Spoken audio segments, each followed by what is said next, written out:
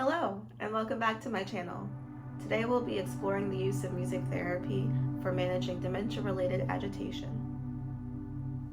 Depending on one's type of dementia or its progression, symptoms such as mood swings and personality or behavioral changes may be more present. Whether frustration arises as a result of difficulties with communication, or an individual is increasingly confused, the feelings that come up can be very stressful. So, let's consider how we can recognize the situation, then provide efficient validation and support. Visible signs of agitation may look like furrowing of the brow, tension and scrunching in the face, body posture turning away from you, clenching or fidgeting of the limbs, and spoken frustrations dependent on the capacity to speak. Discomfort, difficulties completing tasks, and being overwhelmed can contribute to agitation manifested in speech and in gesture. But understanding this, we can check in with the person, reflecting our understanding. We might initially say, "That seems really uncomfortable. How can I help?" Or, "I'm sorry about, etc.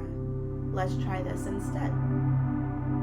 When assisting with agitation, we have the opportunity to either address the reason or redirect the focus. When addressing the situation directly, it is important to provide validation of the experience so they can feel heard and supported. This begins to introduce comfort. We then attempt to provide a solution that allows the person to have a core need met, whether that is in clarity and confusion, emotional expression and release, modifications for completing a task, or just moving forward. In music therapy, this may look like vocal or instrumental improvisation for that self-expression, or receptive methods, listening to situationally specific and affirming songs. You might try encouraging some deep breathing for regulation, humming a favorite tune, perhaps one that you have experienced together in the past in a positive way, and remaining aware of their reactions in the moment. You might even begin to sing that song. When we attempt to redirect someone from an episode of agitation, it is likely for their physical and emotional safety. There may be an obvious need to de-escalate the situation as soon as possible and almost distract them in order to stabilize the mental state.